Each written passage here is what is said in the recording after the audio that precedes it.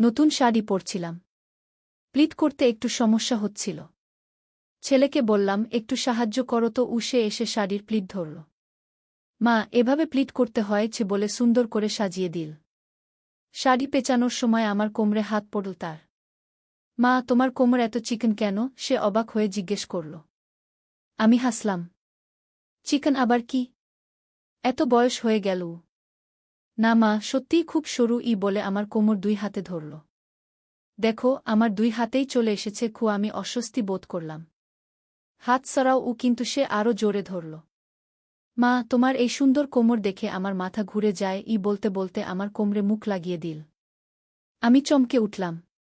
কি করছিস তুই? সে মুখ তুলে বলল, তোমার শরীরের গন্ধ নিচ্ছি। তুই পাগল হয়ে গেছিস। আমি তাকে ধাক্কা দিলাম। সে আমার হাত ধরে বলল, পাগল হয়েছি তোমার জন্য। মা, তোমার এই সুন্দর শরীর দেখে আমি নিজেকে নিয়ন্ত্রণ করতে পারি না। আমি তোমাকে ভালোবাসি। তুমি আমার স্ত্রী হও। নতুন শাড়ির গন্ধ আর তার কথায় আমার মাথা ঝিমঝিম করছিল। এই গল্পটি সম্পূর্ণ শুনলে আপনাদের পানি অটোমেটিক বের হয়ে যাবে, সো যত দ্রুত সম্ভব হাতের কাছে টিস্যু নিয়ে বসে পড়ুন। বিছানার চাদর যেন নষ্ট না হয় সেটা সম্পূর্ণ খেয়াল রাখার অনুরোধ জানিয়ে গল্পটি এখন শুরু করব।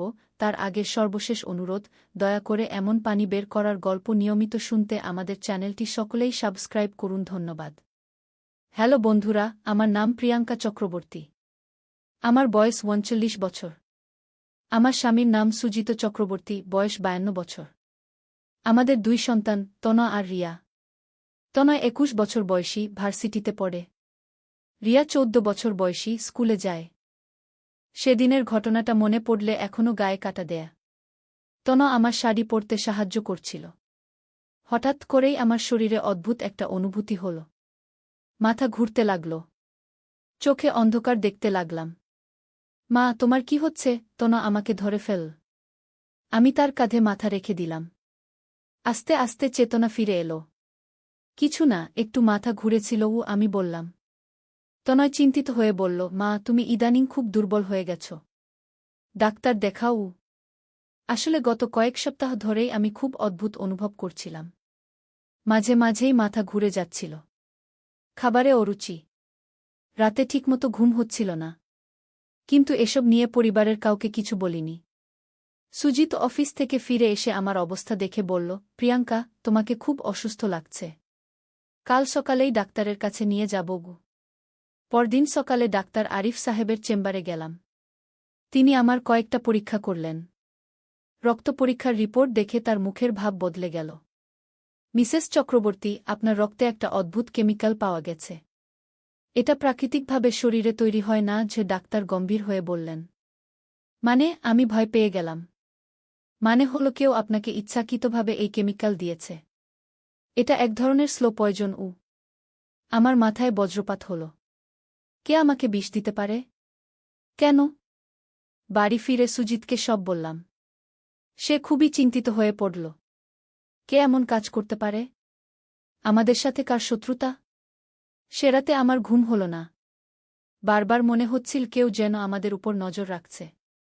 জানালা দিয়ে বাইরে তাকিয়ে দেখলাম একটা কালো গাড়ি দাঁড়িয়ে আছে। গাড়ির ভিতরে কেউ বসে আছে। পরদিন সকালে দেখলাম গাড়িটা নেই। মনে মনে ভাবলাম হয়তো আমার ভুল হয়েছে। দুপুরে হঠাৎ করে আমাদের বাড়ির দরজায় কলিং বেল বাজল। দেখলাম একজন অপরিচিত লোক দাঁড়িয়ে আছে। মাঝবয়সী, কালো চশমা পরা। আপনি প্রিয়াঙ্কা চক্রবর্তী? লোকটি জিজ্ঞেস করল। জি, কি কাজ? আমি ইন্সপেক্টর রহিম। চিফ থেকে এসেছি। আপনার সাথে কিছু কথা বলার আছে কি? আমি তাকে বাড়ির ভিতরে নিয়ে এলাম। সুজিত অফিসে, বাচ্চারা স্কুল কলেজে। মিসেস চক্রবর্তী, আপনার ডাক্তার আমাদের রিপোর্ট করেছেন যে আপনাকে বিষ প্রয়োগ করা হয়েছে। আমরা এই ব্যাপারে তদন্ত শুরু করেছি, ইন্সপেক্টর বললেন। কিন্তু কে আমাকে বিষ দিতে পারে? আমার তো কোনো শত্রু নেই। কি? আমি বললাম। এটাই আমাদের বের করতে হবে। আপনি কি গত কয়েক সপ্তাহে কোনো নতুন খাবার খেয়েছেন? কোনো নতুন জায়গায় গেছেন? কোনো অপরিচিত ব্যক্তির সাথে দেখা হয়েছে? আমি ভাবতে লাগলাম। হঠাৎ মনে পড়ল, গত মাসে আমাদের পাড়ায় একটা নতুন দোকান খুলেছিল। Royal food corner. সেখান থেকে আমি কয়েকবার খাবার কিনেছিলাম। জি, একটা নতুন দোকান আছে। সেখান থেকে আমি মিষ্টি কিনেছিলাম আমি বললাম। ইন্সপেক্টর সাহেব নোট নিলেন। আর কোথাও গেছেন? আরও একটা জায়গায় গিয়েছিলাম। আমার কলেজের বন্ধু রশ্মির বাড়িতে। সে আমাকে একটা পার্টিতে ডেকেছিল। অনেকদিন পর দেখা হয়েছিল। সেই পার্টিতে কি খেয়েছিলেন? জুস, স্ন্যাক্স, আরও অনেক কিছু। অনেক লোক ছিল সেখানে ইন্সপেক্টর আরও কিছু প্রশ্ন করলেন। তারপর বললেন, আপনি খুব সাবধানে থাকবেন। বাইরের কোনো খাবার খাবেন না। আপনার পরিবারের সদস্যরা যা রান্না করবে শুধু সেটাই খাবেন। ইন্সপেক্টর চলে যাওয়ার পর আমার খুব ভয় লাগছিল। কে আমাকে মারার চেষ্টা করছে? কেন? সন্ধ্যায় সুজিত অফিস থেকে ফিরে এসে সব শুনো। তনয়া আর রিয়াও এসে গেছে। আমরা পুরো পরিবার মিলে বসলা। মা, তুমি চিন্তা করো না। আমি তোমার সাথেই থাকব, তনয় বলল। হ্যাঁ মা, আমরা সবাই তোমার পাশে আছি, রিয়াও বলল। সুজিত বলল, প্রিয়াঙ্কা, তুমি একা কোথাও যাবে না।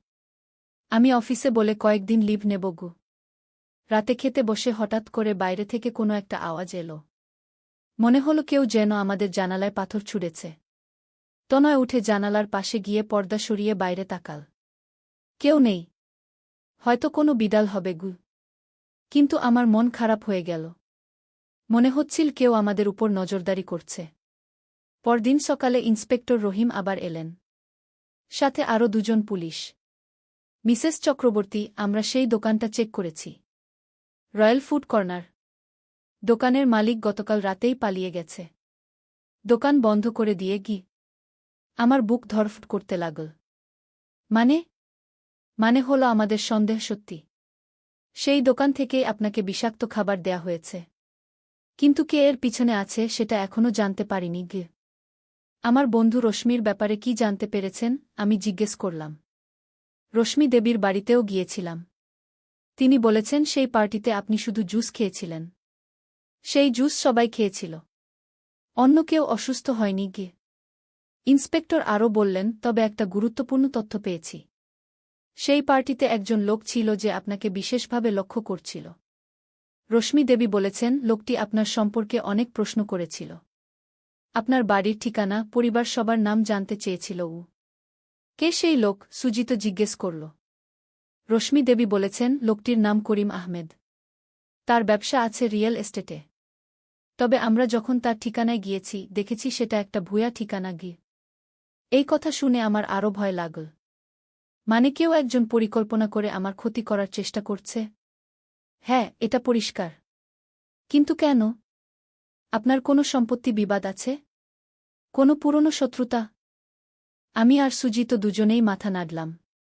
আমাদের তো কোনো সম্পত্তি বিবাদ নেই। কারো সাথে শত্রুতাও নেই। ইন্সপেক্টর বললেন, আপাতত আপনারা খুব সাবধানে থাকুন। আমরা তদন্ত চালিয়ে যাচ্ছি। দুপুরে খেতে বসেছি, হঠাৎ করে রিয়ার চিৎকার শুনতে পেলাম। সে স্কুল থেকে ফিরে এসেছে। মা, মা, একটা চিঠি। দরজায় একটা চিঠি পড়ে আছে। রিয়া দৌড়ে এলো। তনয় চিঠিটা নিয়ে খুলে পড়ল। পড়তে পড়তে তার মুখ ফ্যাকাশে হয়ে গেল। কি লেখা? আমি জিজ্ঞেস করলাম। তনয় কাপা গলায় পড়ল, প্রিয়াঙ্কা চক্রবর্তী, তুমি এখনও বেঁচে আছো। ভাগ্য ভালো। কিন্তু এবার আর রক্ষা নেই। 7 দিনের মধ্যে তোমার সব সম্পত্তি আমার নামে রেজিস্ট্রি করে দাও। নয়তো তোমার পুরো পরিবার বিপদে পড়বে। চিঠিটা পড়ে আমার হাত পা ঠান্ডা হয়ে গেল। কিন্তু সাথে সাথেই একটা কথা মনে পড়ল। সুজিত, আমাদের তো কোনো বড় সম্পত্তি নেই। এই ফ্ল্যাটটা আর কিছু টাকা পয়সা। এর জন্য কেউ এমন করবে? সুজিত ভাবতে ভাবতে বলল, একটা মিনিট। তোমার মনে নেই তোমার দাদুর রেখে যাওয়া সেই জমিটার কথা? গ্রামে? আমার মাথায় একটা আলো জ্বলে উঠল। হ্যাঁ, আমার দাদু আমার নামে একটা বড় জমি রেজিস্ট্রি করে গেছেন। সেটা আছে আমাদের গ্রামের বাড়িতে। বছর 10 হলো দাদু মারা গেছেন। তখন থেকেই জমিটা আমার নামে আছে। কিন্তু এত বছরে আমি কখনো সেখানে যাইনি। হ্যাঁ, সেই জমিটা, আমি চিৎকার করে বললাম। কিন্তু সেই জমির কথা কেউ জানে কিভাবে? তনয় বলল, মা, হয়তো গ্রামে কেউ জানে। জমিজমা নিয়ে তো সব সময় নানা সমস্যা হয়। আমি তৎক্ষণাৎ ইন্সপেক্টর রহিমকে ফোন করলাম। সব খুলে বললাম। আহা, এই তথ্যটা খুবই গুরুত্বপূর্ণ। আপনার দাদুর জমি নিয়ে হয়তো কেউ ষড়যন্ত্র করছে। আপনি কি জানেন সেই জমির বর্তমান দাম কত? না, জানি না। দাদু যখন রেজিস্ট্রি করেছিলেন তখন তো খুব বেশি দাম ছিল না গি। এখন জমির দাম অনেক বেড়েছে। গ্রামের কাছে যদি কোনো ইন্ডাস্ট্রি গড়ে উঠেছে তাহলে সেই জমির দাম হতে পারে কয়েক কোটি টাকা গু। আমার চোখ ছানাবড়া হয়ে গেল। কয়েক কোটি টাকা! আমার সাজেশন হল আপনি একবার আপনার গ্রামে যান। দেখুন জমিটার বর্তমান অবস্থা কেমন। কিন্তু একা যাবেন না। আমি আমার একজন লোক পাঠিয়ে দেব। পরদিন সকালে আমি, সুজিত আর তনয় মিলে গ্রামের উদ্দেশ্যে রওনা হলাম। ইন্সপেক্টর রহিমের একজন লোকও আমাদের সাথে এলো। নাম কনস্টেবল আলমগীর। গ্রামে পৌঁছে যা দেখলাম তাতে আমার চোখ কপালে উঠে গেল। আমার দাদুর জমিটা এখন একটা বড় কারখানার মাঝখানে পড়েছে। চারদিকে ইন্ডাস্ট্রিয়াল এরিয়া। জমির দাম বেড়েছে আকাশছোঁয়া। গ্রামের হেডম্যান সাহেবের সাথে কথা বললাম। তিনি বললেন, আপনার জমিটার জন্য অনেকেই খোঁজ করেছে। 1 বছর আগে একজন লোক এসেছিল, বলেছিল সে জমিটা কিনতে চায়। কিন্তু আমি তাকে বলেছি জমির মালিক শহরে থাকেন। তাদের সাথে কথা বলতে হবে। সেই লোকটা কেমন দেখতে? আমি জিজ্ঞেস করলাম। মাঝবয়সী, একটু মোটা, কালো চশমা পরে। নাম বলেছিল করিম আহমেদ ঘে। আমার বুক ধড়ফড় করতে লাগল। ইন্সপেক্টর যে নামটা বলেছিলেন সেই একই নাম। কনস্টেবল আলমগীর হেডম্যান সাহেবের কাছ থেকে আরও তথ্য নিলেন। জানা গেল সেই করিম আহমেদ নামের লোকটি গ্রামে কয়েকবার এসেছে। আমার জমি সম্পর্কে বিস্তারিত খোঁজখবর নিয়েছে। তিনি আরও বলেছিলেন জমির মালিকা নাকি মারা গেছেন। তাই তিনি সরকারি নিয়মে জমিটা কিনতে পারবেন। হেডম্যান সাহেব বললেন। মানে উনি মিথ্যা তথ্য দিয়েছেন? সুজিত জিজ্ঞেস করল। হ্যাঁ। তাই আমি তাকে বলেছিলাম প্রথমে প্রমাণ আনতে হবে যে জমির মালিকা মারা গেছেন। নয়তো আমি কিছু করতে পারব না গি। আমার সব কিছু পরিষ্কার হয়ে গেল। এই করিম আহমেদ নামের লোকটি আমার জমি হাতিয়ে নেওয়ার জন্য প্রথমে আমাকে মেরে ফেলার চেষ্টা করেছিল, যাতে তার পক্ষে দাবি করা সহজ হয়। গ্রাম থেকে ফিরে এসে ইন্সপেক্টর রহিমকে সব জানালাম। তিনি বললেন, এখন আমাদের এই করিম আহমেদকে খুঁজে বের করতে হবে। তার আসল পরিচয় কি সেটা জানতে হবে। কিন্তু পরদিনই আরও একটা ঘটনা ঘটল। সকালে ঘুম থেকে উঠে দেখি আমাদের বাড়ির দেয়ালে কালো রঙে লেখা, চূড়ান্ত সতর্কবাণী, 2-4 ঘণ্টা সময়। এবার সুজিত একদম রেগে গেল। এই জীবনে আর বসে থাকতে পারি না। আমি নিজেই এই করিম আহমেদকে খুঁজে বের করব। তনয় বলল, বাবা, আমিও তোমার সাথে যাব। কিন্তু আমি তাদের থামিয়ে দিলাম। না, তোমরা কিছু করবে না। এটা পুলিশের কাজ। আমরা ইন্সপেক্টর সাহেবকে বলব। ইন্সপেক্টর রহিম এসে দেয়ালের লেখা দেখলেন। তার মুখ গম্ভীর হয়ে গেল। এখন আর দেরি করা যাবে না। আমি আমার পুরো টিম নিয়ে তদন্ত শুরু করব। তিনি আরও বললেন, আপনারা আজ রাতে বাড়িতে থাকবেন না। কোনো আত্মীয়ের বাড়ি বা হোটেলে চলে যান। আমি এখানে আমার লোক মোতায়েন করব। আমরা সেই রাতে আমার মামার বাড়িতে গেলাম। কিন্তু ঘুম হল না। বারবার মনে হচ্ছিল এই অজানা শত্রু কখন আমাদের খুঁজে পাবে। পরদিন সকালে ইন্সপেক্টর রহিমের ফোন এলো। খুশির খবর।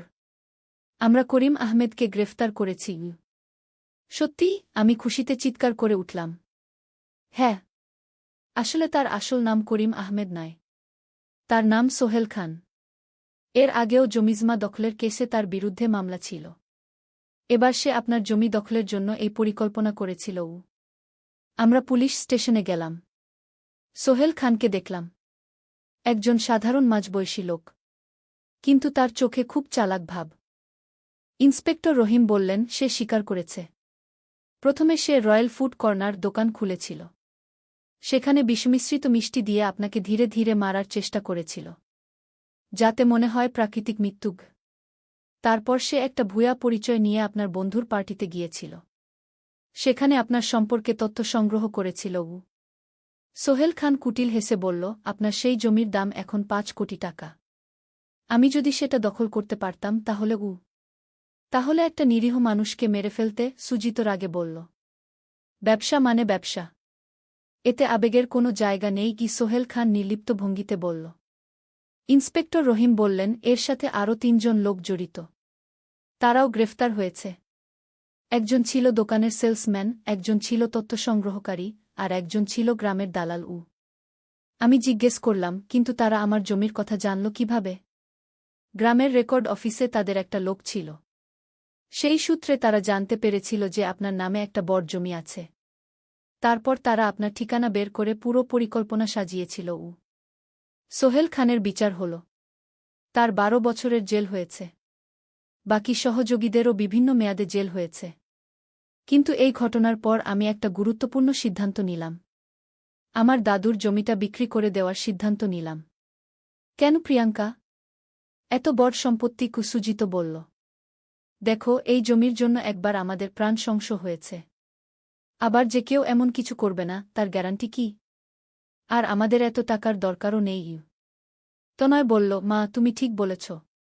আমাদের শান্তি আর নিরাপত্তার চেয়ে বড় কিছু নেই। আমি সেই জমি 5 কোটি টাকায় বিক্রি করে দিলাম। একটা অংশ দিয়ে একটা ভালো বাড়ি কিনলাম। বাকি টাকা ব্যাংকে ফিক্সড ডিপোজিট করে রাখলাম। 1 বছর পর হঠাৎ করে ইন্সপেক্টর রহিমের ফোন এলো। মিসেস চক্রবর্তী, আপনার জন্য একটা ভালো খবর আছে। কি খবর? সোহেল খানের সাথে যে আরও একটা বড় চক্র জড়িত ছিল, সেটা আমরা ভেঙে দিয়েছি। তারা দেশের বিভিন্ন জায়গায় এমন কাণ্ড করেছে। অনেক মানুষের ক্ষতি করেছে। আপনার কেসটি সমাধান করতে গিয়ে আমরা এই বড় চক্রটিকে ধরতে পেরেছি। তার মানে? তার মানে হল, আপনি শুধু নিজেকে রক্ষা করেননি, দেশের অনেক মানুষকে এই ধরনের ষড়যন্ত্র থেকে রক্ষা করেছেন। এই কথা শুনে আমার খুব ভালো লাগল। মনে হল আমার এই কষ্টের একটা মানে ছিল। আজ 3 বছর পেরিয়ে গেছে সেই ঘটনার। আমাদের পরিবার এখন শান্তিতে আছে। তনয় গ্র্যাজুয়েশন শেষ করে একটা ভালো চাকরি পেয়েছে। রিয়া এখন ক্লাস 10-এ পড়ে। সুজিতের অফিসেও প্রমোশন হয়েছে।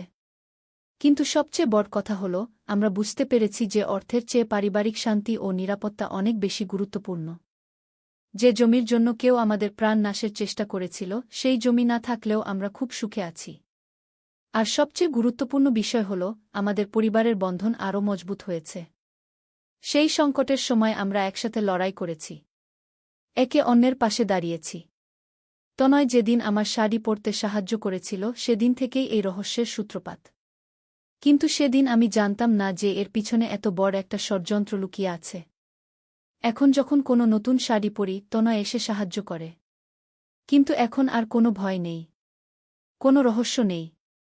শুধু একটা মা আর তার ছেলের মধ্যকার স্বাভাবিক স্নেহ আর ভালোবাসা।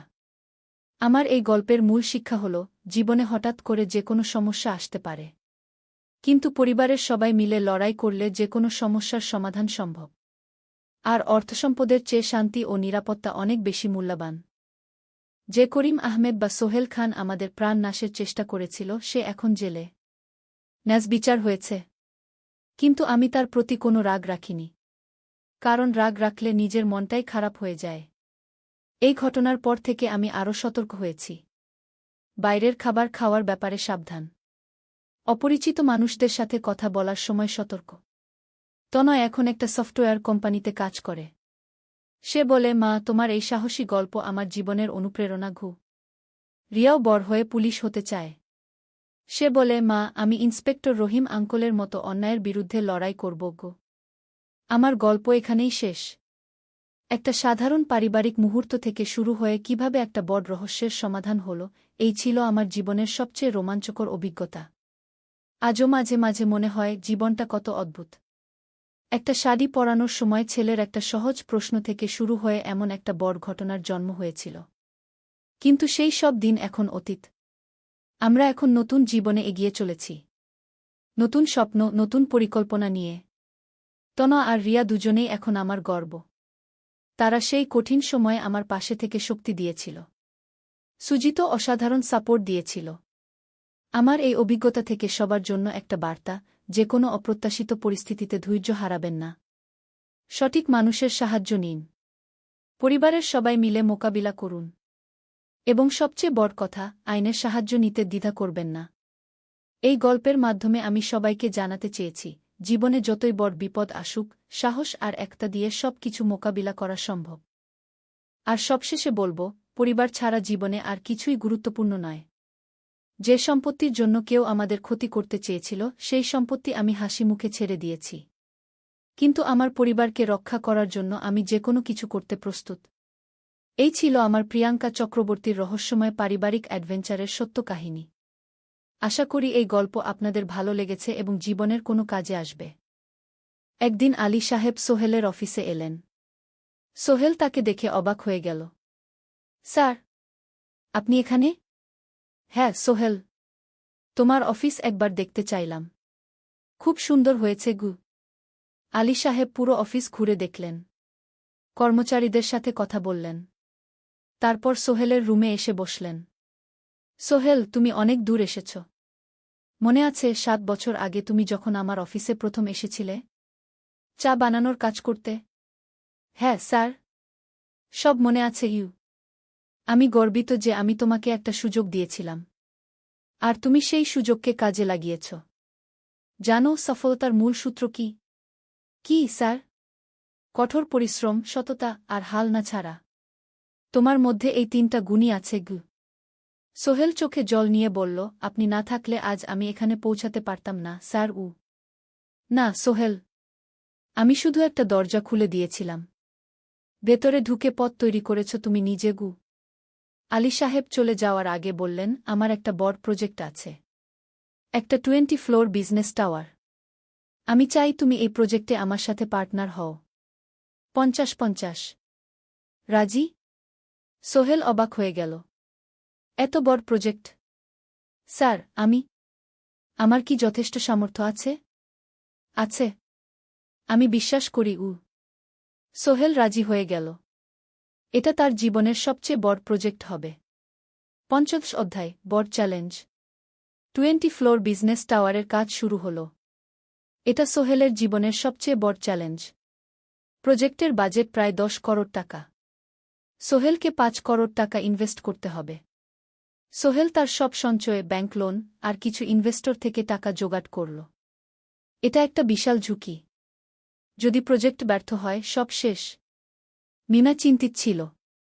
সোহেল, এত বড় ঝুঁকি নেওয়া ঠিক হবে? মিনা, জীবনে বড় কিছু করতে হলে ঝুঁকি নিতে হয়। আমি এই সুযোগ হাতছাড়া করতে চাই না গিয়ে। কিন্তু যদি কিছু ভুল হয়? ভুল হবে না।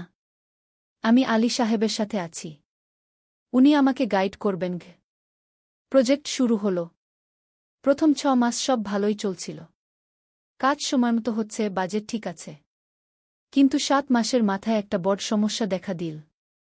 একজন প্রধান ইনভেস্টর হঠাৎ তার টাকা ফেরত চাইলেন। তিনি অন্য একটা জরুরি কাজে টাকা লাগবে বলে জানালেন। 1 করোড় টাকা ফেরত দিতে হবে। সোহেল বিপদে পড়ে গেল। 1 করোড় টাকা এখন কোথায় পাবে? প্রজেক্টের সব টাকা ঢেলে দিয়েছে।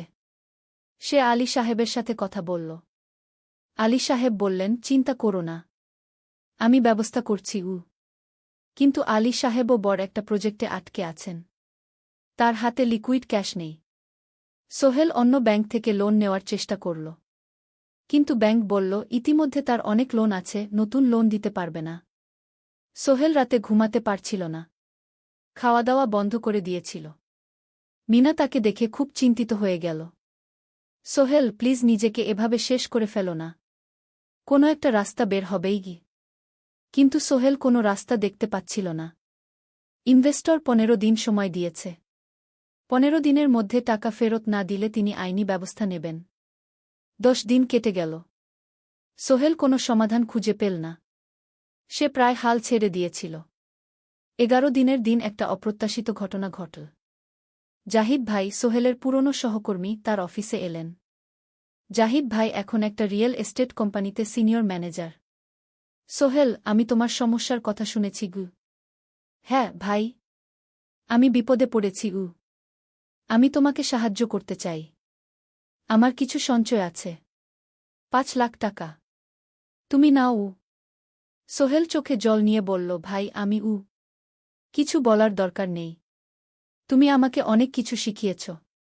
তোমার কাছ থেকে পরিশ্রম আর সততা শিখেছি। এখন আমার পালা তোমাকে সাহায্য করার। জাহিদ ভাই চলে যাওয়ার পর আরও 2 জন এলো। একজন সোহেলের পুরনো ক্লায়েন্ট, আরেকজন তার কর্মচারী। 2 জন মিলে আরও 8 লাখ টাকা দিল। করিম মামা ২০ লাখ টাকা ব্যবস্থা করলেন। তার কিছু বন্ধুদের কাছ থেকে ধার করে। মিনা তার সব গয়না বিক্রি করে ১০ লাখ টাকা দিল। সবাই মিলে প্রায় ৪৫ লাখ টাকা জোগাড় হল। বাকি ৬৫ লাখ টাকা সোহেল তার অফিসের সব অ্যাসেট বিক্রি করে আর একটা প্রাইভেট ফিন্যান্স কোম্পানি থেকে উচ্চ সুদে লোন নিয়ে ব্যবস্থা করল। ঠিক ১৪ দিনের দিন সোহেল ইনভেস্টরকে ১ করোড় টাকা ফেরত দিল। ইনভেস্টর টাকা নিয়ে চলে গেলেন। সোহেল তার অফিসে ফিরে এসে চেয়ারে বসে কাঁদল। এত চাপ, এত টেনশন, সব যেন একসাথে বের হয়ে এল। মিনা এসে তাকে জড়িয়ে ধরল। আমরা পেরেছি সোহেল, আমরা পেরেছি গু। ষোড়শ অধ্যায়, পুনরুদ্ধার। এই ঘটনার পর সোহেল আরও সাবধান হয়ে গেল। সে বুঝল ব্যবসায় শুধু সাহস নয়, বুদ্ধিও লাগে। ঝুঁকি নিতে হয়, কিন্তু হিসাব করে। প্রজেক্ট চলতে থাকল। এবার সোহেল আরও সতর্কতার সাথে সবকিছু পরিচালনা করল। প্রতিটা খরচ হিসাব করল, প্রতিটা সিদ্ধান্ত ভেবেচিন্তে নিল। আরও ১ বছর পর 20 ফ্লোর বিজনেস টাওয়ার সম্পন্ন হল। চমৎকার বিল্ডিং, শহরের অন্যতম সুন্দর ভবন। বিল্ডিংয়ের উদ্বোধন অনুষ্ঠানে শহরের মেয়র এলেন। অনেক ব্যবসায়ী, সাংবাদিক এল। সোহেলের নাম পত্রিকায় ছাপা হল। স্বপ্নের শহরে এক তরুণ উদ্যোক্তার সফলতার গল্পও। প্রজেক্ট থেকে সোহেলের লাভ হল প্রায় ২ করোড় টাকা। এই টাকা দিয়ে সে সব ঋণ শোধ করল। জাহিদ ভাইয়ের টাকা ফেরত দিল। করিম মামার ঋণ শোধ করল। যারা সাহায্য করেছিল সবাইকে টাকা ফেরত দিল। মিনার জন্য নতুন গয়না কিনল, আরও সুন্দর। তার মাকে গ্রামে একটা নতুন পাকা বাড়ি বানিয়ে দিল। মা কাঁদতে কাঁদতে বললেন, তোর বাবা বেঁচে থাকলে কত খুশি হতো। তুই আমার সব স্বপ্ন পূরণ করেছিস গে। সোহেল নিজেদের জন্য একটা ফ্ল্যাট কিনল। ৪ রুমের ফ্ল্যাট, সমুদ্রের কাছে। এখন আর ভাড়া বাড়িতে থাকতে হয় না। সপ্তদশ অধ্যায়, প্রতিদান। সোহেল এখন একজন প্রতিষ্ঠিত উদ্যোক্তা। কিন্তু সে তার শেখ ভোলেনি। যে গ্রাম থেকে সে এসেছে, যারা তাকে সাহায্য করেছে, কাউকেই ভোলেনি। সে তার গ্রামে একটা স্কুল বানিয়ে দিল। সোহেল ফাউন্ডেশন স্কুল কো গরিব ছেলেমেয়েরা ফ্রিতে পড়তে পারবে। ভালো শিক্ষক নিযোগ দিল। ভালো পড়াশোনার ব্যবস্থা করল। শহরে একটা ফ্রি মেডিকেল ক্লিনিক খুলল। গরিব মানুষরা ফ্রিতে চিকিৎসা পাবে। প্রতি বছর ১০ জন মেধাবী কিন্তু গরিব ছাত্রছাত্রীকে স্কলারশিপ দেওয়া শুরু করল। তারা বিনামূল্যে পড়াশোনা করতে পারবে। একদিন একটা টিভি চ্যানেল সোহেলের ইন্টারভিউ নিতে এল। আপনার সফলতার গোপন সূত্র কি? সোহেল একটু ভেবে বলল, কঠোর পরিশ্রম, সততা আর হাল না ছাড়া। এই ৩টা জিনিস যদি কারো মধ্যে থাকে, সে যে কোনো কিছু অর্জন করতে পারে। আর সবচেয়ে বড় কথা, যারা আমাকে সাহায্য করেছে তাদের ছাড়া আমি কিছুই না। একা কেউ সফল হতে পারে না গি। আপনার পরবর্তী স্বপ্ন কি? আমি চাই আরও মানুষকে সাহায্য করতে। আমার মতো যারা গ্রাম থেকে শহরে আসে তাদের জন্য একটা ট্রেনিং সেন্টার খুলব। তারা সেখানে বিভিন্ন স্কিল শিখতে পারবে, চাকরি পাবে, নিজের পায়ে দাঁড়াতে পারবে গু। অষ্টাদশ অধ্যায়, নতুন প্রজন্ম। আরও ৫ বছর কেটে গেল। সোহেল এখন ৪৫ বছরের। তার মেয়ে সারা এখন ৯ বছরের। স্কুলে ক্লাস 4-এ পড়ে। খুব মেধাবী মেয়ে। একদিন সারা বাবাকে জিজ্ঞেস করল, বাবা, তুমি কিভাবে এত বড় হলে? আমার বন্ধুরা বলে তুমি একজন সফল মানুষ গো। সোহেল তাকে কোলে নিয়ে বসল। বাবা, তুমি জানো, তোমার দাদু ছিলেন একজন স্কুল শিক্ষক। খুব সৎ মানুষ। কিন্তু আমরা গরিব ছিলাম। আমি রিকশা চালাতাম গো। রিকশা? সত্যি? হ্যাঁ। তারপর আমি এই শহরে এলাম। অনেক কষ্ট করেছি, কিন্তু হাল ছাড়িনি। মানুষ আমাকে সাহায্য করেছে। আর আমি কঠোর পরিশ্রম করেছি। বাবা, আমিও কি তোমার মতো হতে পারব? অবশ্যই পারবে বাবা। তবে মনে রেখো, সফলতা মানে শুধু টাকা পয়সা না। সফলতা মানে ভালো মানুষ হওয়া, অন্যদের সাহায্য করা, সৎ থাকা গু। সারা মাথা নাডল। আমি ভালো মানুষ হব বাবাগু। সোহেল তার মেয়েকে জড়িয়ে ধরল। মনে মনে ভাবল, তার জীবনের সব কষ্ট সার্থক হয়েছে। মিনা রান্নাঘর থেকে ডাকল, খাবার তৈরি। এসো। সোহেল সারাকে নিয়ে ডাইনিং টেবিলে গেল। ঋতু এসেছে। সে এখন বিয়ে করেছে, তার একটা ছেলে হয়েছে। সোহেলের মা মাঝে মাঝে চট্টগ্রামে বেড়াতে আসেন। আজও এসেছেন। সবাই মিলে খেতে বসল। হাসিগল্পে ভরা পরিবার। সোহেল তাকাল তার মায়ের দিকে, মিনার দিকে, সারার দিকে, ঋতুর দিকে। মনে হল জীবনে আর কি চাই। খাওয়া শেষে সবাই বসে রইল। গল্প করছিল। হঠাৎ সোহেলের ফোন বাজল। অফিস থেকে। একটা জরুরি বিষয়। সোহেল ফোন রেখে দিয়ে মিনাকে বলল, একটা নতুন প্রজেক্টের প্রস্তাব এসেছে। একটা এতিমখানা বানানোর কাজ। সরকারি প্রজেক্ট। তুমি নেবে? অবশ্যই। এটা আমার স্বপ্নের প্রজেক্ট। যেসব বাচ্চাদের বাবা মা নেই তাদের জন্য একটা সুন্দর জায়গা। মিনা হাসল। তুমি কখনো বদলাও না। এখনো অন্যদের কথা ভাবো। এটাই তো জীবন মিনা। শুধু নিজের জন্য বাঁচলে কি হবে? ঊনবিংশ অধ্যায়, উত্তরাধিকার। 10 বছর আরও কেটে গেল। সোহেল এখন 55 বছরের। তার চুলে পাক ধরেছে। কিন্তু শক্তি এখনও আগের মতোই। সারা এখন 19 বছরের। সে বিশ্ববিদ্যালয়ে ইঞ্জিনিয়ারিং পড়ছে। সে চায় বাবার মতো কনস্ট্রাকশন ইন্ডাস্ট্রিতে কাজ করতে। একদিন সারা বাবাকে বলল, বাবা, আমি তোমার কোম্পানিতে কাজ করতে চাই। এখনও তো তোর পড়াশোনা বাকি। জানি। কিন্তু আমি এখন থেকেই শিখতে চাই। ছুটির দিনে তোমার সাথে সাইটে যেতে চাই। দেখতে চাই কিভাবে কাজ হয়। সোহেল খুশি হয়ে গেল। তার মেয়ে তার পথ অনুসরণ করতে চায়। ঠিক আছে। কিন্তু শর্ত হল, তোকে সবকিছু নিজ থেকে শিখতে হবে। কোনো স্পেশাল ট্রিটমেন্ট পাবি না। আমি তো তাই চাই, বাবাগু। সারা তার বাবার সাথে কাজ শিখতে শুরু করল। সে দেখল কিভাবে শ্রমিকরা কাজ করে, কিভাবে ম্যাটেরিয়াল বাছাই করতে হয়, কিভাবে একটা প্রজেক্ট ম্যানেজ করতে হয়। সোহেল তাকে কোনো সহজ পথ দিল না। সারাকেও সবার মতো কষ্ট করতে হল। সাইটে রোদে দাঁড়িয়ে থাকতে হল। শ্রমিকদের সাথে কথা বলতে হল। কিন্তু সারা হাল ছাড়ল না। সে তার বাবার মেয়ে। পরিশ্রম করতে জানে। 3 বছর পর সারা গ্রাজুয়েট হল। সে সোহেলের কোম্পানিতে জুনিয়র প্রজেক্ট ম্যানেজার হিসেবে যোগ দিল। সোহেল ধীরে ধীরে সারাকে বড় দায়িত্ব দিতে শুরু করল। সারা তার বাবার মতোই সৎ, পরিশ্রমী। 20 অধ্যায়, সমাপ্তি নয়, নতুন শুরু। আরও 5 বছর পর। সোহেল এখন 60 বছরের। সে সিদ্ধান্ত নিল, এবার অবসর নেওয়ার সময় এসেছে। কোম্পানির দায়িত্ব সারাকে দেবে। একটা অনুষ্ঠান করা হল। সোহেল আনুষ্ঠানিকভাবে কোম্পানির চেয়ারম্যান পদ থেকে অবসর নিল। সারা হল নতুন ম্যানেজিং ডিরেক্টর। সোহেল তার বক্তব্যে বলল, আমি যখন এই শহরে এসেছিলাম আমার পকেটে ছিল মাত্র 5,000 টাকা। একটা ছোট্ট ব্যাগ। আর অনেক স্বপ্ন। আজ 40 বছর পর আমি পেছনে ফিরে তাকাই, দেখি একটা দীর্ঘ পথ। সেই পথে অনেক কষ্ট ছিল, অনেক বাধা ছিল। কিন্তু ছিল অনেক ভালোবাসাও। অনেক মানুষের সাহায্যও। আমি বিশ্বাস করি সফলতা একা আসে না। এটা আসে অনেক মানুষের সমর্থন, ভালোবাসা আর বিশ্বাস নিয়ে। আমি যা কিছু অর্জন করেছি তা আমার একার না। এটা আমার পরিবারের, আমার কর্মচারীদের, আমার বন্ধুদের, সবার। আজ আমি আমার মেয়ে সারার হাতে এই দায়িত্ব তুলে দিচ্ছি। আমি জানি সে আমার চেয়ে ভালো করবে। কারণ সে শিখেছে আমার ভুল থেকে, আমার অভিজ্ঞতা থেকে। অনুষ্ঠান শেষ হল। সবাই চলে গেল। সোহেল আর মিনা অফিসে একা দাঁড়িয়ে রইল। মিনা, মনে আছে আমরা প্রথম কখন দেখা হয়েছিলাম? হ্যাঁ। তোমার সেই ছোট্ট মুদি দোকানে। তুমি বিস্কুট কিনতে এসেছিলে। কে ভেবেছিল সেই দিন থেকে আমাদের এই পর্যস্বপ্নের শহর। প্রথম অধ্যায়, যাত্রা শুরু। সকাল 7টা বেজে গেছে। ঢাকার কমলাপুর রেলস্টেশনে মানুষের ভিড়। চারদিকে চা বিস্কুট বিক্রেতাদের চিৎকার, ট্রেনের হর্ন আর যাত্রীদের কোলাহল। এই বিশাল ভিড়ের মধ্যে একটা ছোট্ট ব্যাগ হাতে দাঁড়িয়ে আছে সোহেল। বয়স মাত্র 22। গায়ের রং শ্যামলা, চোখে স্বপ্নের ঝিলিক। ভাইজা, চট্টগ্রামের টিকিট আছে? সোহেল টিকিট কাউন্টারের সামনে দাঁড়িয়ে জিজ্ঞেস করল। আছে। 30 টাকা। কাউন্টারের লোকটা উত্তর দিল। সোহেল তার পকেট থেকে টাকা বের করল।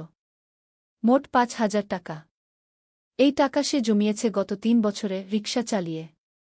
তার স্বপ্ন ছিল চট্টগ্রাম গিয়ে একটা ভালো চাকরি পাওয়া। গ্রামে আর থাকতে চায় না সে। বাবা মারা গেছেন 10 বছর আগে। মা আর ছোট বোন ঋতুকে নিয়ে সংসার চালাচ্ছিল রিকশা চালিয়ে। কিন্তু এভাবে তো আর সারা জীবন চলবে না। টিকিট কেটে সোহেল প্ল্যাটফর্মে এল। ট্রেন ছাড়বে আর মাত্র 15 মিনিট পরে। সে একটা বেঞ্চে বসে পড়ল। ব্যাগটা বুকের কাছে চেপে ধরল। এই ব্যাগে আছে তার সব সম্পদ, কিছু কাপড়, একটা ছোট্ট ফটো ফ্রেমে বাবা মায়ের ছবি, আর কিছু টাকা। কোথায় যাচ্ছেন? পাশে বসা একজন বয়স্ক মানুষ জিজ্ঞেস করলেন। চট্টগ্রাম, কাকা। চাকরি খুঁজতে যাচ্ছি কি? সোহেল বিনয়ের সাথে উত্তর দিল। ভালো। তবে শহরে সাবধানে থাকবেন। শহর মানে অনেক সুযোগ, কিন্তু অনেক ফাঁদও আছে, বয়স্ক লোকটা বললেন। সোহেল মাথা নাড়ল। সে জানে শহরের জীবন সহজ না। কিন্তু তার কোনো বিকল্প নেই। গ্রামে রিকশা চালিয়ে মাসে ৩,৫০০ টাকা আয় হতো। তার মধ্যে সংসার চালাতে হতো, বোনের স্কুলের খরচ দিতে হতো, মায়ের ওষুধের খরচ দিতে হতো। কিছুই বাঁচত না। আর এই জীবন থেকে বেরোনোর একটাই পথ, শহরে গিয়ে ভালো কাজ খুঁজে নেওয়া। সোহেল মনে মনে ভাবল তার বাবার কথা। বাবা ছিলেন একজন স্কুল শিক্ষক। খুব সৎ মানুষ ছিলেন। সবসময় বলতেন, সোহেল, তুই লেখাপড়া শিখে বড় মানুষ হবি। আমাদের পরিবারে আর কেউ বড় চাকরি করেনি।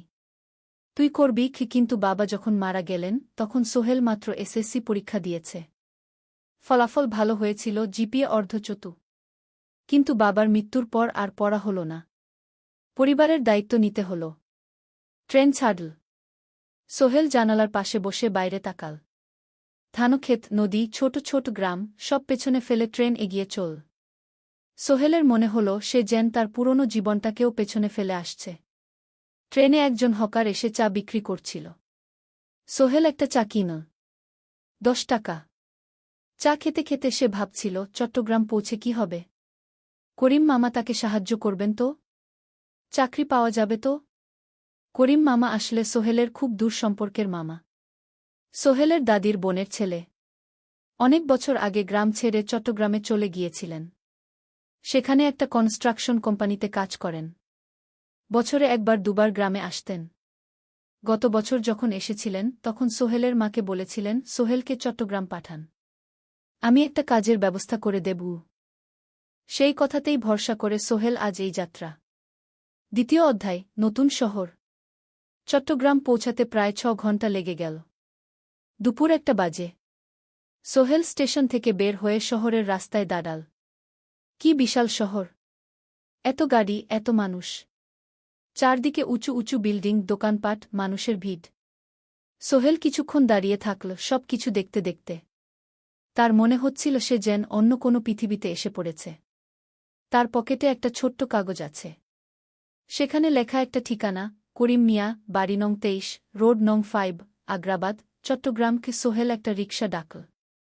কত নেবেন আগ্রাবাদ যেতে? 50 টাকা গু। সোহেল রিকশায় উঠল। রাস্তার দুধারে দোকান, মার্কেট, অফিস, সব কিছু দেখতে দেখতে সে অবাক হয়ে গেল। এত বড় শহর! এত কিছু! গ্রামের সেই ছোট্ট বাজারের সাথে কোনো তুলনাই হয় না। প্রায় আধা ঘণ্টা পর রিকশা একটা পুরনো বাড়ির সামনে থামল। 3 তলা বাড়ি, কিন্তু রং উঠে গেছে। সিঁড়ি দিয়ে উঠে 3য় তলায় করিম মামার ফ্ল্যাটে নক করল। দরজা খুলল এক মধ্যবয়সী মহিলা। কে? আসসালামু আলাইকুম, আপা। আমি সোহেল। নোয়াখালীর গ্রাম থেকে এসেছি। করিম মামা বাড়িতে আছেন? মহিলা তাকে মাথা থেকে পা পর্যন্ত দেখল। করিম তো অফিসে গেছে। তুমি কে? কোথা থেকে এসেছ? সোহেল সব খুলে বলল। মহিলা তাকে ভেতরে ঢুকতে দিল। বসো। করিম সন্ধ্যায় ফিরবে গু। ফ্ল্যাটটা ছোট। 2টো রুম, একটা ছোট্ট রান্নাঘর, আর একটা বাথরুম। কিন্তু সোহেলের কাছে খুব সুন্দর লাগল। গ্রামের সেই টিনের ঘরের চেয়ে তো অনেক ভালো। মহিলা তার নাম জানাল, সালমা। করিম মামার স্ত্রী। তাদের 2টো ছেলে, একজন ক্লাস 8-এ পড়ে, আরেকজন ক্লাস 5-এ। খেয়েছ? সালমা আপা জিজ্ঞেস করল। না আপা গু। অপেক্ষা করো। ভাত আছে, মাছ আছে। খাও। সোহেল প্রথমে রাজি হতে চাইল না। কিন্তু খুব খিদে পেয়েছিল। সকাল থেকে শুধু একটা চা আর বিস্কুট খেয়েছে। খাওয়া দাওয়ার পর সোহেল বসে রইল। সালমা আপা তাকে গল্প করতে লাগল।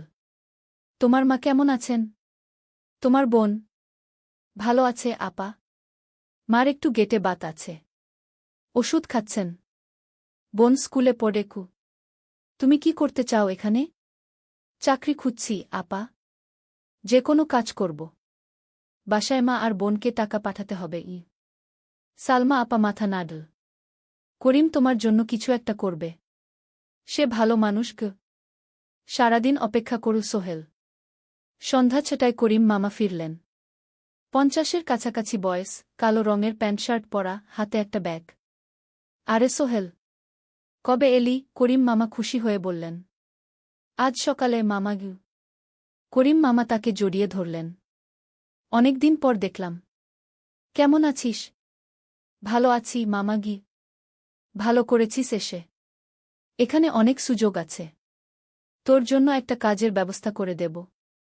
তবে প্রথমে কয়েকদিন এখানে থাক। শহরটা একটু চিনে নে। তারপর কাজে যোগ দিবি। সোহেলের মনে আসার আলো জ্বল। সে ভাবল হয়তো তার ভাগ্য এবার পাল্টাবে। 3য় অধ্যায়, প্রথম চাকরি।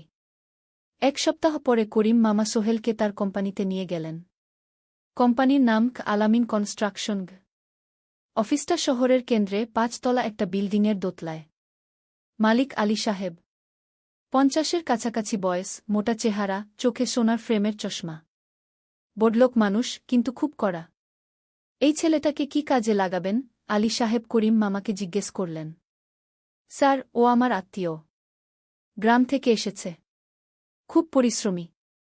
যে কোনো কাজে লাগাতে পারেন। আলী সাহেব সোহেলের দিকে তাকালেন। তুমি কি পড়েছ? Sir, SSC pass. জিপিএ অর্ধচতু। হুম। ভালো। কম্পিউটার চালাতে পারো? না স্যার, পারি না। কিন্তু শিখতে চাই। আলী সাহেব একটু ভাবলেন। ঠিক আছে। তোমাকে অফিসের কাজে রাখব। ফাইল গুছানো, চা বানানো, কাগজপত্র নিয়ে যাওয়া, না এসব। মাসে 5,000 টাকা। রাজি আছো? জি স্যার। সোহেল খুশি হয়ে গেল। 5,000 টাকা। রিকশা চালিয়ে 3,500 পেত। এখানে 5,000। কাজ শুরু হলো পরদিন থেকে। সকাল 8টায় অফিসে যেতে হয়, ফিরতে হয় সন্ধ্যা 7টায়। প্রথম দিন সোহেল ঘুম থেকে উঠল ভোর 5টায়। তৈরি হয়ে 7:30টায় অফিসের উদ্দেশ্যে বের হল। করিম মামার বাড়ি থেকে অফিস প্রায় 5 কিলোমিটার। বাসে যেতে হয়। অফিসে পৌঁছে সোহেল দেখল সেই প্রথম আলী সাহেব এখনও আসেননি। অফিস খোলা ছিল না। 8-10 মিনিট পর একজন লোক এসে অফিস খুল। তুমি নতুন? জি। আমি সোহেল। আমি জাহিদ, অ্যাসিস্ট্যান্ট ম্যানেজার। এসো। জাহিদ ভাই সোহেলকে সব কিছু দেখাল। অফিসে মোট 6 জন কর্মচারী। 2 জন ইঞ্জিনিয়ার, একজন অ্যাকাউন্ট্যান্ট, একজন অ্যাসিস্ট্যান্ট ম্যানেজার, জাহিদ ভাই, একজন রিসেপশনিস্ট, আর এখন সোহেল। সোহেলের কাজ শুরু হলো চা বানানো দিয়ে। তারপর অফিস পরিষ্কার করা, ফাইল গুছানো, কাগজপত্র এক জায়গা থেকে আরেক জায়গায় নিয়ে যাওয়া। কাজ কঠিন না, কিন্তু সারাদিন দৌড়ঝাঁপ করতে হয়। দুপুরে খাবারের জন্য আধা ঘন্টা বিরতি। সোহেল একটা ছোট হোটেলে গিয়ে ভাতরাল তরকারি খেল। 50 টাকা। সন্ধ্যায় অফিস বন্ধ হল। সোহেল ক্লান্ত হয়ে বাসায় ফিরল। কেমন লাগল প্রথম দিন? করিম মামা জিজ্ঞেস করলেন। ভালো মামা। অনেক কিছু শিখলাম। প্রথম মাসের শেষে সোহেল বেতন পেল 5,000 টাকা। সে 3,000 টাকা মাকে পাঠাল। মা ফোনে কাঁদতে লাগলেন। আল্লাহ তোকে ভালো রাখুক সোহেল। সোহেলের চোখেও জল এলো। তার মনে হল সে একটা বড় কাজ করতে পেরেছে। 4র্থ অধ্যায়, শহরের জীবন। 3 মাস কেটে গেল। সোহেল এখন শহরের সাথে মিশে গেছে। প্রতিদিন অফিসে যাও আসার পথে সে দেখে হাজারো মানুষের জীবন। কেউ সফল, কেউ ব্যর্থ। কিন্তু সবাই চলছে নিজের পথে। সোহেল অফিসের কাজের পাশাপাশি কম্পিউটার শেখার চেষ্টা করছে। অফিসে একটা কম্পিউটার আছে। যখন কেউ ব্যবহার করে না, তখন সোহেল একটু একটু শিখার চেষ্টা করে। জাহিদ ভাই তাকে সাহায্য করেন। সোহেল, তুমি যদি কম্পিউটার ভালোভাবে শিখতে পারো, তাহলে তোমার ভবিষ্যৎ উজ্জ্বল। জাহিদ ভাই একদিন বললেন। কিভাবে শিখব ভাই? ট্রেনিং সেন্টারে যাও। সন্ধ্যায় ক্লাস আছে। মাসে 2,000 টাকা লাগবে। সোহেল ভাবল। 2,000 টাকা অনেক। কিন্তু এটা বিনিয়োগ ভবিষ্যতের জন্য। সে একটা ট্রেনিং সেন্টারে ভর্তি হল। সপ্তাহে 3 দিন, সন্ধ্যা 7:30 থেকে রাত 9টা পর্যন্ত ক্লাস। কম্পিউটারের basic, MS Word, Excel, PowerPoint, internet ব্যবহার। একদিন অফিস থেকে ফেরার সময় সোহেল একটা দোকানে চা খেতে গেল। দোকানের পাশেই একটা ছোট্ট মুদি দোকান। সেখানে একটা মেয়ে বসে আছে। বয়স হবে 20-এর কাছাকাছি। সাদাসিধে চেহারা, সাদা শাড়ি পরা, কিন্তু চোখে এক ধরনের দৃঢ়তা। ভাইজা, 1 প্যাকেট বিস্কুট দেন কি? সোহেল বলল। মেয়েটা বিস্কুট দিল। 20 টাকা। সোহেল টাকা দিয়ে যাচ্ছিল, হঠাৎ মেয়েটা বলল, আপনি নতুন এসেছেন এই এলাকায়, তাই না? হ্যাঁ। 3 মাস হল। কিভাবে বুঝলেন? আপনার চেহারা দেখেই বোঝা যায়। এখনও গ্রামের ছোঁয়া আছে। আর আপনি প্রতিদিন এই পথ দিয়ে যান। দেখেছি কি? মেয়েটা হাসল। সোহেলও হেসে ফেল। আপনি খুব পর্যবেক্ষক মনে হচ্ছে গি। জীবনে অনেক কিছু দেখেছি। তাই মানুষকে চিনতে শিখেছি গি। আপনার নাম? মিনা। এই দোকান আমার বাবার। উনি অসুস্থ, তাই আমি দেখছি গু।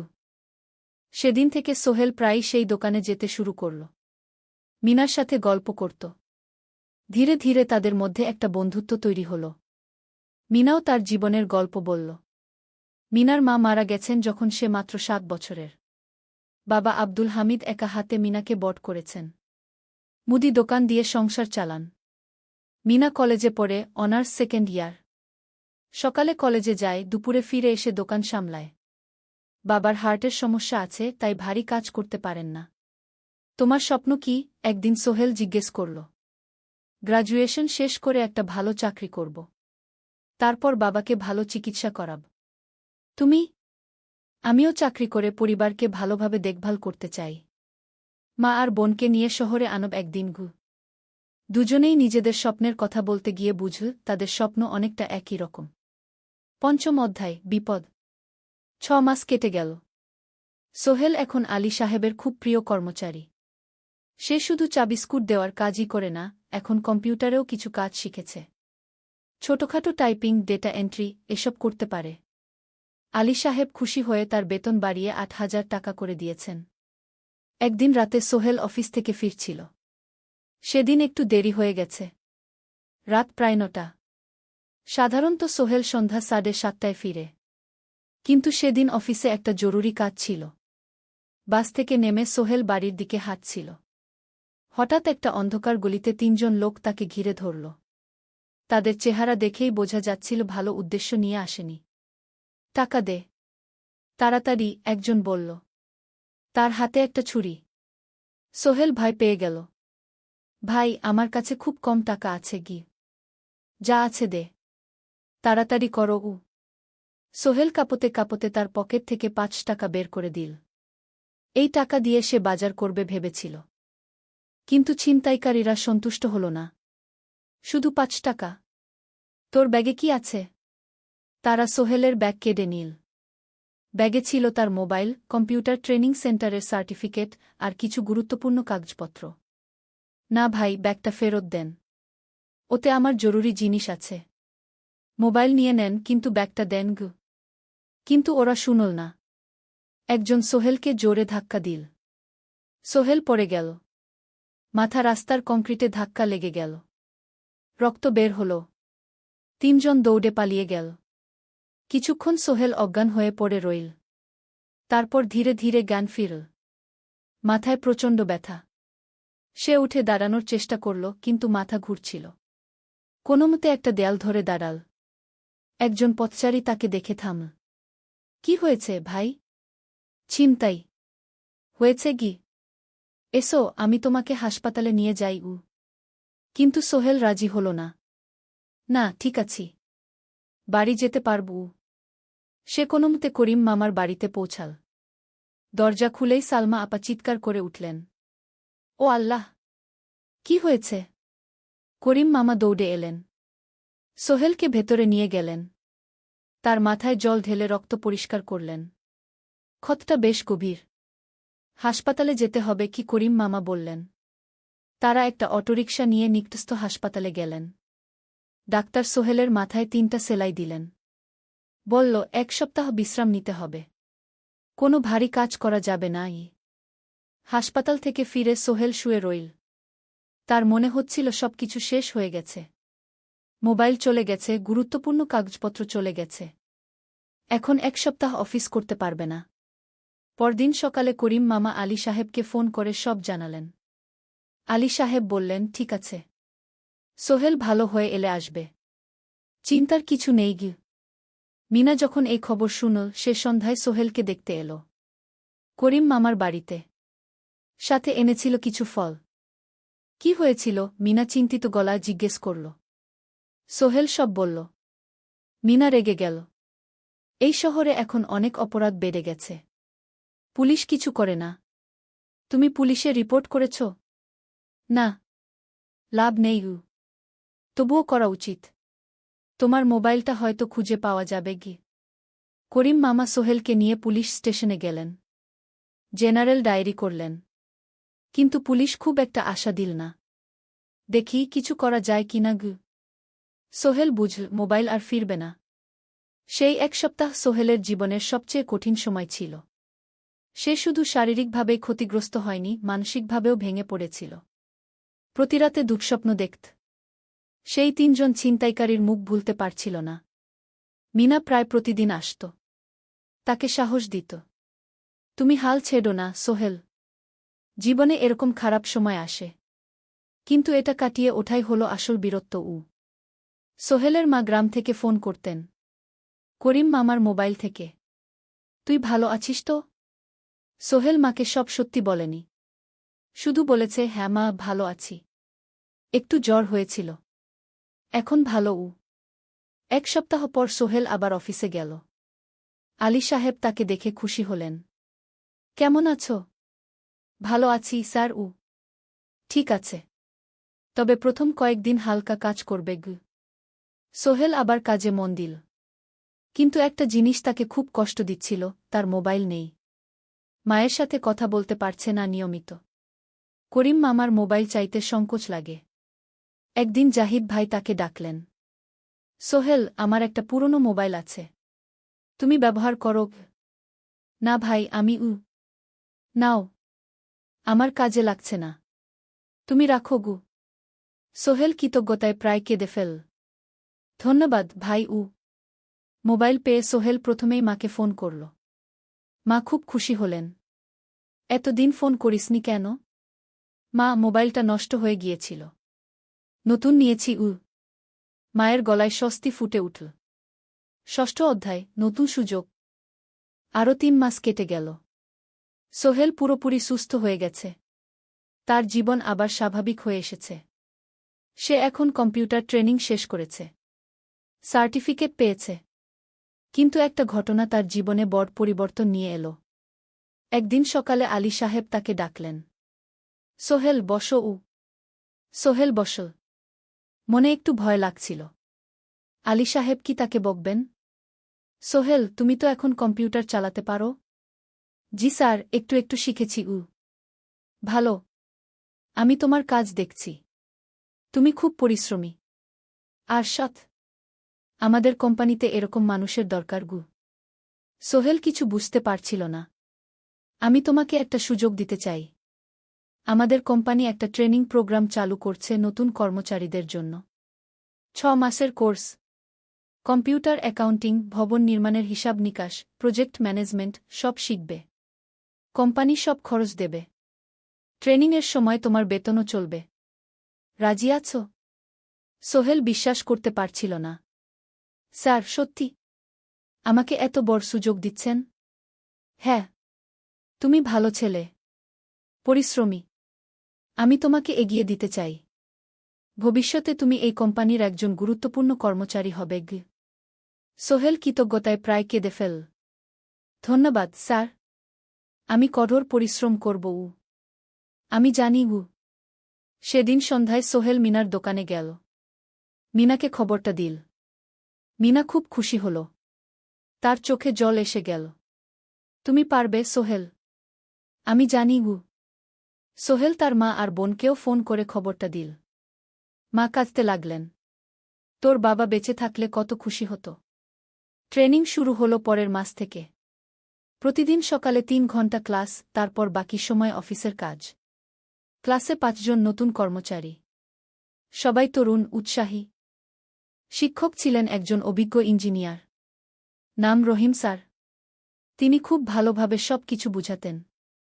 কম্পিউটার অ্যাকাউন্টিং, এক্সেলে জটিল ক্যালকুলেশন, প্রজেক্টের বাজেট তৈরি, সময় ব্যবস্থাপনা, সব। সোহেল পুরো মনোযোগ দিয়ে শিখতে লাগল। সন্ধ্যায় বাড়ি ফিরে প্র্যাকটিস করত। করিম মামার ছেলের কাছ থেকে একটা ল্যাপটপ ধার নিত কখনো কখনো। ৬ মাস পরে ট্রেনিং শেষ হল। সবাই সার্টিফিকেট পেল। আলী সাহেব একটা অনুষ্ঠান করলেন। সোহেল সেরা পারফর্মার হিসেবে একটা বিশেষ পুরস্কার পেল, ৫,০০০ টাকা বোনাস। আলী সাহেব ঘোষণা করলেন, সোহেল, আজ থেকে তুমি আমাদের জুনিয়র অ্যাকাউন্ট অ্যাসিস্ট্যান্ট। তোমার বেতন ১৫,০০০ টাকা গু। সোহেল অবাক হয়ে গেল। ৮,০০০ থেকে ১৫,০০০, প্রায় দ্বিগুণ। সেদিন রাতে সোহেল ঘুমাতেই পারল না। খুশিতে, উত্তেজনায় তার চোখে ঘুম নেই। সে ভাবল তার জীবন কিভাবে বদলে যাচ্ছে।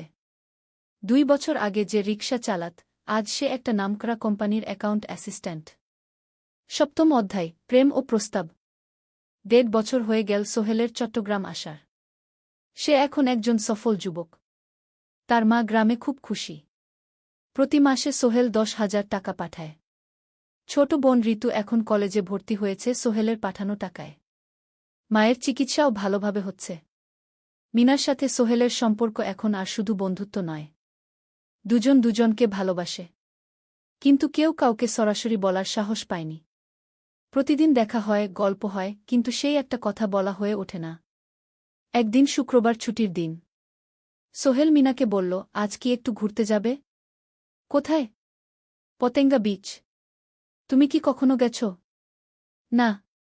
কিন্তু আমার দোকান গ। শুক্রবার। তোমার বাবা সামলাবে গ। মিনা রাজি হয়ে গেল। দুপুরে দুজনে বাস নিয়ে পতেঙ্গা গেল। সমুদ্র দেখে মিনা অবাক হয়ে গেল। কি সুন্দর!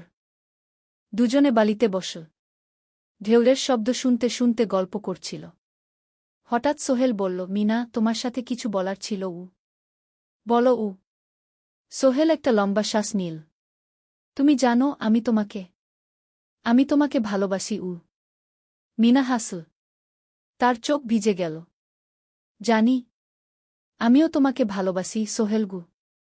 সোহেল অবাক হয়ে গেল। সত্যি? হ্যাঁ। অনেকদিন ধরেই জানি। তুমি আমার জীবনে এসে সব কিছু বদলে দিয়েছ। তোমার সাথে থাকলে আমার মনে হয় আমি যে কোনো কিছু করতে পারব গু। দুজনে কিছুক্ষণ চুপ করে বসে রইল। সমুদ্রের ঢেউ এসে পায়ে লাগছিল। সূর্য পশ্চিমে ঢলে পড়ছে। আকাশ লালকুমলা হয়ে গেছে। কিন্তু আমার বাবার সাথে কথা বলতে হবে কি? মিনা বলল। আমি তৈরি। যখন বলবে তখন বলব। পরের সপ্তাহে সোহেল মিনার বাবার সাথে কথা বলল। আব্দুল হামিদ সাহেব প্রথমে একটু দ্বিধা করলেন। তুমি কোনো পরিবারের ছেলে? তোমার বাবা কি করতেন? সোহেল সব সত্যি বলল। তার বাবা ছিলেন স্কুল শিক্ষক। মারা গেছেন ১০ বছর আগে। মা গ্রামে থাকেন। ছোট বোন কলেজে পড়ে। তুমি নিজে কি করো? আমি আলামিন কনস্ট্রাকশন কোম্পানিতে জুনিয়র অ্যাকাউন্ট অ্যাসিস্ট্যান্ট। মাসে ১৫,০০০ টাকা বেতন। আব্দুল হামিদ সাহেব ভাবলেন।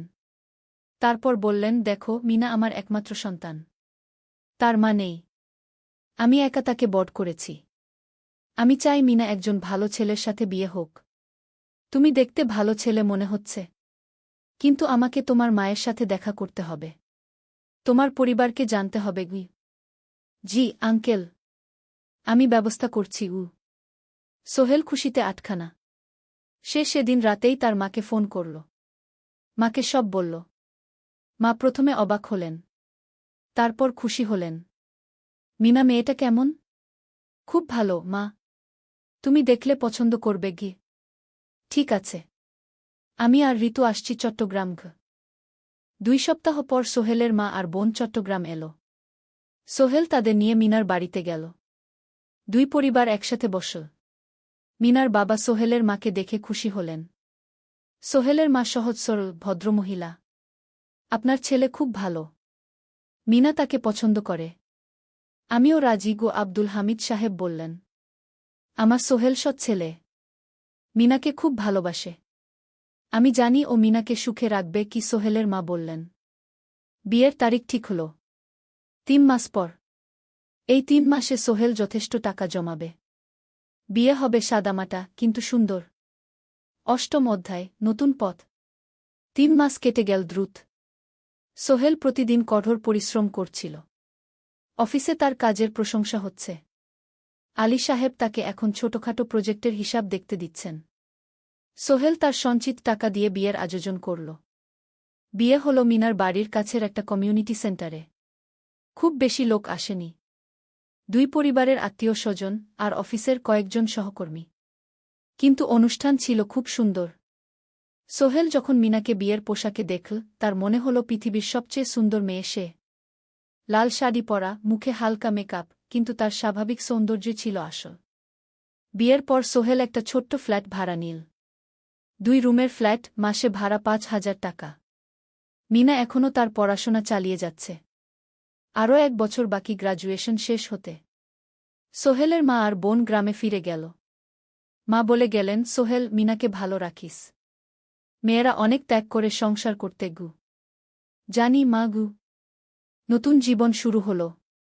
সোহেল সকালে অফিসে যায়, সন্ধ্যায় ফেরে। মিনা সকালে কলেজে যায়, দুপুরে ফিরে রান্না করে, ঘর গোছায়। সন্ধ্যায় দুজনে একসাথে বসে পড়াশোনা করে, গল্প করে, টিভি দেখে। জীবন সুন্দর ছিল। কিন্তু চ্যালেঞ্জও ছিল। মাসিক খরচ, ভাড়া 5,000, বাজার 3,000, বিদ্যুৎ গ্যাস 1,000, মায়ের জন্য 5,000, মিনার কলেজের খরচ 1,200। মোট প্রায় 14,000 টাকা। বাঁচত মাত্র 1,000 খানেক। কিন্তু সোহেল হাল ছাড়ল না। সে সন্ধ্যায় একটা কম্পিউটার ট্রেনিং সেন্টারে পার্ট টাইম পড়ানো শুরু করল। সপ্তাহে 3 দিন 2 ঘন্টা করে। এতে মাসে আরও 3,000 টাকা আসতে লাগল। মিনাও বসে থাকল না। সে বাড়িতে বসে কয়েকজন স্কুলের ছাত্রছাত্রীকে টিউশন পড়াতে শুরু করল। মাসে 2,000 টাকা আয়। এভাবে কেটে গেল 6 মাস। দুজন মিলে পরিবার চালাচ্ছে, স্বপ্ন দেখছে। একদিন সোহেল বলল, মিনা, আমি একটা নতুন স্বপ্ন দেখছি গু। কি? আমি নিজে একটা ছোট্ট কনস্ট্রাকশন কোম্পানি খুলতে চাই। ছোট ছোট প্রজেক্ট নেব। বাড়ি মেরামত, ছোট বিল্ডিং বানানো, এসব। তোমার কি যথেষ্ট অভিজ্ঞতা আছে? আছে। আমি 2 বছর ধরে এই কাজের সাথে জড়িত। অনেক কিছু শিখেছি। আর আলী সাহেবও আমাকে সাহায্য করবেন গু। কিন্তু টাকা কোথায়? কোম্পানি খুলতে তো অনেক টাকা লাগবে গি। আমি জমাচ্ছি। আরও 1 বছর কাজ করব। তারপর চেষ্টা করব। মিনা তাকে সমর্থন দিল। তুমি পারবে। তোমার মধ্যে সেই শক্তি আছে গি। 9ম অধ্যায়, চ্যালেঞ্জের সময়। কিন্তু ভাগ্য সবসময় অনুকূলে থাকে না। সোহেল যখন স্বপ্ন দেখছিল নিজের কোম্পানি খোলার, তখনই একটা বড় সমস্যা এলো।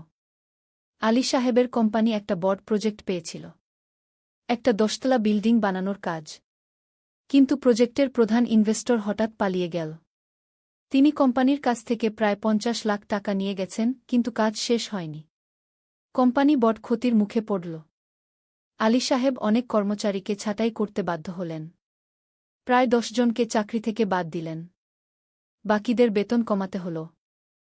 সোহেলকে আলী সাহেব ডেকে বললেন, সোহেল, আমি তোমাকে রাখতে চাই। তুমি বিশ্বস্ত কর্মচারী। কিন্তু তোমার বেতন কমাতে হবে। 15,000 থেকে 10,000। সোহেল মনে মনে চিন্তায় পড়ে গেল। 10,000 টাকায় সংসার চলবে কিভাবে? মায়ের খরচ, ভাড়া, বাজার, সব মিলিয়ে তো 14,000 টাকা লাগে। কিন্তু সে কিছু বলল না।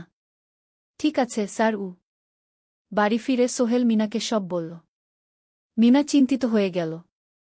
এখন কি হবে? চিন্তা করো না। আমি পার্ট টাইম টিউশনির সময় বাড়াব। আর তুমিও বেশি করে টিউশন নাও। কিন্তু আমার তো পড়াশোনাও আছে গি। জানি। কিন্তু এখন এটাই করতে হবে গু। সোহেল সন্ধ্যায় আরও 2টো জায়গায় পার্ট টাইম কাজ খুঁজল। একটা দোকানে সন্ধ্যায় হিসাব দেখার কাজ পেল। মাসে 2,000 টাকা। আরেকটা জায়গায় সপ্তাহান্তে কম্পিউটার রিপেয়ারের কাজ পেল। মাসে 1,500 টাকা। মিনাও 3 জন নতুন স্টুডেন্ট নিল টিউশনে। তার আয় বাড়ল 2,000 থেকে 3,500-এ। কঠিন সময় ছিল। সোহেল সকাল ৮টায় অফিসে যেত, সন্ধ্যা ৬টায় ফিরত। তারপর একটু বিশ্রাম নিয়ে ৭:৩০টায় বের হতো পার্ট টাইম কাজে। রাত ১০টায় বাড়ি ফিরত। রবি সোমবার কম্পিউটার রিপেয়ারের কাজ। মিনাও সকালে কলেজে যেত, দুপুরে ফিরে রান্না করত, তারপর বিকেলে টিউশন পড়াত। রাতে খাওয়া দাওয়ার পর পড়াশোনা করত। দুজনেরই শরীর খারাপ হতে শুরু করল। সোহেল একদিন অফিসে অজ্ঞান হয়ে পড়ে গেল। ডাক্তার দেখাতে নিয়ে গেল। ডাক্তার বলল, অতিরিক্ত পরিশ্রম, শরীরে পুষ্টির অভাব, ঠিকমতো খাচ্ছেন না মনে হচ্ছে ঘি। সত্যি কথা, খরচ বাঁচাতে সোহেল আর মিনা অনেক সময় কম খেত। মাংস মাছ কিনত সপ্তাহে একদিন, বাকি সময় শাকসবজি ডাল। মিনা সোহেলকে বলল, আর নয় সোহেল, তুমি এভাবে নিজেকে শেষ করে ফেলছ। আমার পড়াশোনা বন্ধ করে দিই, আমি ফুল টাইম চাকরি করি গি। না, সোহেল জোর দিয়ে বলল, তোমার পড়াশোনা বন্ধ হবে না, আরও মাত্র ৬ মাস বাকি, তুমি গ্রাজুয়েট হবেই গি। কিন্তু তুমি আমি ঠিক হয়ে যাব, চিন্তা করো না গে। কিন্তু পরিস্থিতি আরও খারাপ হলো যখন সোহেলের মায়ের অসুখ হল। হার্টের সমস্যা, হাসপাতালে ভর্তি করতে হল। খরচ ৫০,০০০ টাকা। সোহেলের হাতে এত টাকা কোথায়? সে করিম মামার কাছে ধার চাইল। করিম মামা ২০,০০০ টাকা দিলেন। বাকি ৩০,০০০ টাকা সোহেল একটা এনজিও থেকে ঋণ নিল। সুদের হার মাসে ২%। মায়ের চিকিৎসা হল, তিনি সুস্থ হয়ে গেলেন। কিন্তু সোহেল এখন ঋণের বোঝায় পড়ে গেল। প্রতি মাসে ৩,০০০ টাকা করে কিস্তি দিতে হবে। সেই রাতে সোহেল আর মিনা বিছানায় শুয়ে কথা বলছিল। সোহেল বলল, মিনা, আমি মনে হয় ভুল করেছি। শহরে এসে বিয়ে করে তোমাকে কষ্টে ফেলেছি গু। মিনা তার হাত ধরল। না সোহেল, তুমি ভুল করনি। জীবনে এরকম খারাপ সময় আসে, কিন্তু এটা কাটিয়ে ওঠাই হলো আসল শক্তি। আমরা একসাথে আছি, একসাথে থাকব, সব কিছু ঠিক হয়ে যাবে। মিনার কথায় সোহেল একটু সাহস পেল। হ্যাঁ, হাল ছাড়া যাবে না। ১০ম অধ্যায়, আলোর দিকে। ৩ মাস পরে পরিস্থিতি একটু ভালো হতে শুরু করল। আলী সাহেবের কোম্পানি একটা নতুন প্রজেক্ট পেল, একটা স্কুল বিল্ডিং বানানোর কাজ। কোম্পানি আবার স্থিতিশীল হতে শুরু করল। আলী সাহেব সোহেলকে ডেকে বললেন, সোহেল, আমি তোমার কঠোর পরিশ্রম দেখেছি। খারাপ সময়েও তুমি কোম্পানি ছেড়ে যাওনি। আমি কৃতজ্ঞ। আজ থেকে তোমার বেতন আবার ১৫,০০০ টাকা গু। সোহেল খুশি হয়ে গেল। ধন্যবাদ স্যার। মিনাও গ্রাজুয়েশন শেষ করল, ভালো ফলাফল করল। সে এখন চাকরি খুঁজছে। একদিন মিনা একটা প্রাইভেট স্কুলে শিক্ষিকার ইন্টারভিউ দিতে গেল। ইন্টারভিউ ভালো হল, তাকে নিযোগ দেওয়া হল। বেতন ১২,০০০ টাকা। সেদিন সন্ধ্যায় দুজনে মিলে একটা ছোট্ট পার্টি করল। একটা বিরিয়ানি কিনল, কোমল পানীয় কিনল। দুজনে মিলে খেল। আমরা পেরেছি সোহেল, মিনা বলল। হ্যাঁ, আমরা পেরেছি গু। এখন দুজনের মিলিয়ে আয় ২৭,০০০ টাকা। খরচ চালানোর পর প্রায় ১০,০০০ টাকা বাঁচে। সোহেল এই টাকা দিয়ে লোন শোধ করতে শুরু করল। পার্ট টাইম কাজগুলো ছেড়ে দিল। শরীরের যত্ন নেওয়া শুরু করল। আরও ৬ মাস পরে সোহেলের কাছে একটা বড় সুযোগ এল। আলী সাহেব একদিন তাকে ডাকলেন। সোহেল, তুমি কি নিজের ব্যবসা করতে চাও? স্যার, আমি তোমাকে একটা ছোট্ট প্রজেক্ট দিতে চাই। একটা ৩ তলা বিল্ডিংয়ের কনস্ট্রাকশন। তুমি ম্যানেজ করবে, আমি শুধু সুপারভাইজ করব। লাভের ৫০% তোমার গু। সোহেল ভাবল, এটা একটা বড় সুযোগ, কিন্তু ঝুঁকিও আছে। যদি কাজটা ভালোভাবে না হয়? স্যার, আমি চেষ্টা করব, কিন্তু যদি ভুল হয়? ভুল হবে না, আমি তোমার উপর বিশ্বাস রাখছি, তুমি পারবে গু। সোহেল রাজি হয়ে গেল। এই প্রজেক্ট তার জীবনে টার্নিং পয়েন্ট হতে পারে। একাদশ অধ্যায়, স্বপ্ন পূরণের পথে। পরের ৬ মাস সোহেল খুব কঠোর পরিশ্রম করল। প্রজেক্টটা ম্যানেজ করা সহজ ছিল না। শ্রমিক নিযোগ, ম্যাটেরিয়াল কেনা, কাজের তদারকি, সময়মতো কাজ শেষ করা, সব দায়িত্ব তার। প্রথম ২ মাস খুব চাপের মধ্যে গেল। একদিন একজন শ্রমিক কাজ করতে গিয়ে আহত হল। সোহেল তাকে হাসপাতালে নিয়ে গেল, তার চিকিৎসার খরচ দিল। এতে প্রজেক্টের বাজেট একটু বাড়ল, কিন্তু সোহেল জানত এটা করা দরকার। আরেকদিন ভুল ম্যাটেরিয়াল ডেলিভারি হল। সোহেল সেগুলো ফেরত পাঠাল, সঠিক জিনিস আনাল। এতে 3 দিন দেরি হল, কিন্তু কাজের মান ঠিক রইল। মিনা তাকে সবসময় সাপোর্ট করছিল। সে এখন চাকরিতে স্থিতিশীল। স্কুলের বাচ্চারা তাকে পছন্দ করে। প্রিন্সিপাল তার কাজে খুশি। প্রজেক্ট শেষ হল 6 মাসে। সময়মতো, বাজেটের মধ্যে। বিল্ডিংয়ের মালিক খুব খুশি হলেন। তিনি আলী সাহেবকে ধন্যবাদ দিলেন। আলী সাহেব বললেন, ধন্যবাদ আমাকে না, এই ছেলেকে দিন। সোহেল পুরো প্রজেক্ট ম্যানেজ করেছে। প্রজেক্ট থেকে মোট লাভ হল 3 লাখ টাকা। সোহেল পেল 1.5 লাখ টাকা। তার জীবনে এত টাকা এই প্রথম। সে করিম মামার ঋণ শোধ করল। এনজিওর বাকি ঋণ শোধ করল। তারপর তার মাকে 50,000 টাকা পাঠাল। মা দিয়ে গ্রামের বাড়িটা একটু মেরামত করাল, বোন ঋতুর জন্য একটা ল্যাপটপ কিনল। বাকি টাকা দিয়ে সোহেল একটা ব্যাংক অ্যাকাউন্টে জমা রাখল ভবিষ্যতের জন্য। আলী সাহেব সোহেলকে আরও 2টো প্রজেক্ট দিলেন।